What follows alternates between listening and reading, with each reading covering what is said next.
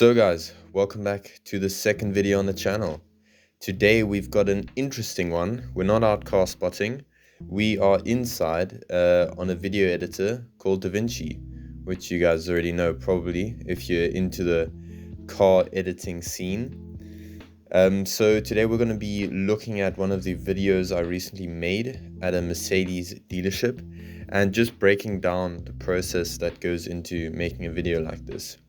So if you just want to see the results of this actual shoot with the audio, you can go to the end of the video. I'll have the full edit there. So firstly, music.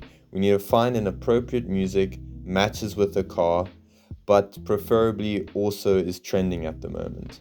So for that, what I do is I am just on Instagram scrolling a bit, looking at content creators that are big in the social media space, and see what will fit with the car, of course, and then go ahead and download that. So once I've dragged in the music into the timeline, the first thing I like to do is listen to where the beat drops and where a potential transition can happen. So by pressing M, so you press on the audio file and then you press M to add the marker. You see that blue beacon appear. So this helps me tremendously, also because my laptop gets a little laggy once all the video files are in. It gets really difficult to time the audio with the clips. So this has helped me out a lot. I used to have to export the whole video and then see if it matches, and then it doesn't, then I have to go back. So this is definitely a game changer. What it also does is as I drag across the timeline, as you can see, it catches onto the markers. So I really never miss the beat doing it like this. So the next thing I do is load all the clips into the media area or space, which is on the top left. Now, as you can see, there's a lot of files that I didn't use in the video, but I load them all in and then I inspect them. So by hovering over them, you can actually see them displayed in the middle, and they'll tell me, if I want to use them or not. And if I do want to use them, I select each of the ones that I want to use them. For example, these are the exact same shots, and I just look at which one's the best and use that one.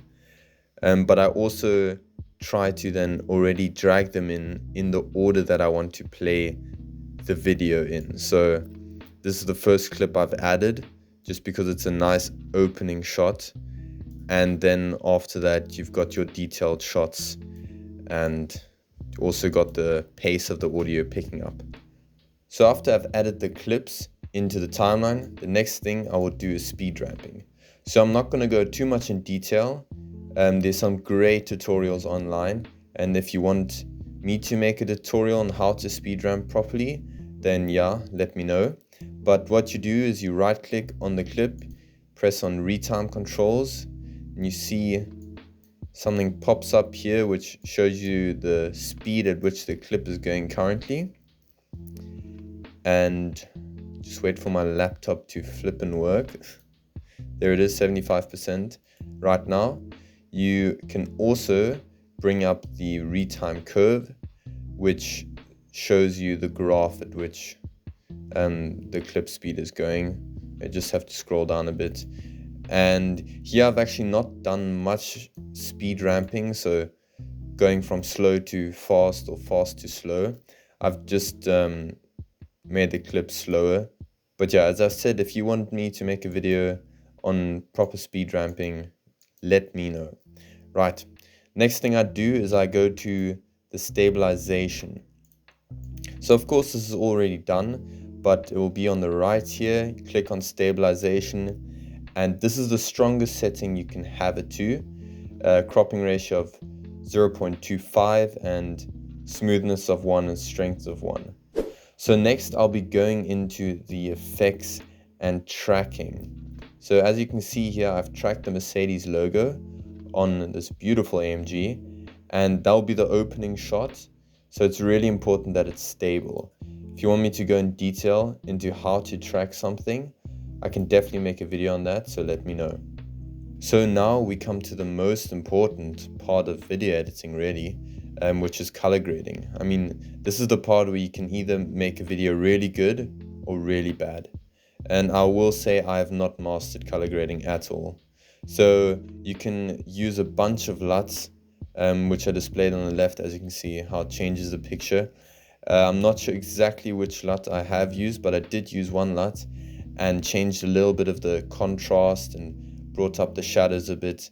But there's so much to do and so much to learn from color grading. So this brings us to the end of the video. I really hope you enjoyed this broad overview of my editing creation, I guess. And yeah, if you want to see more of this, a more in-depth version, let me know. If you want to see some tutorials on tracking or stabilization, also let me know in the comments. And if you have any recommendations of what I can do better, always open to learning and yeah, getting better at this video editing and videography. So thank you guys so much for watching. As promised, here are the results.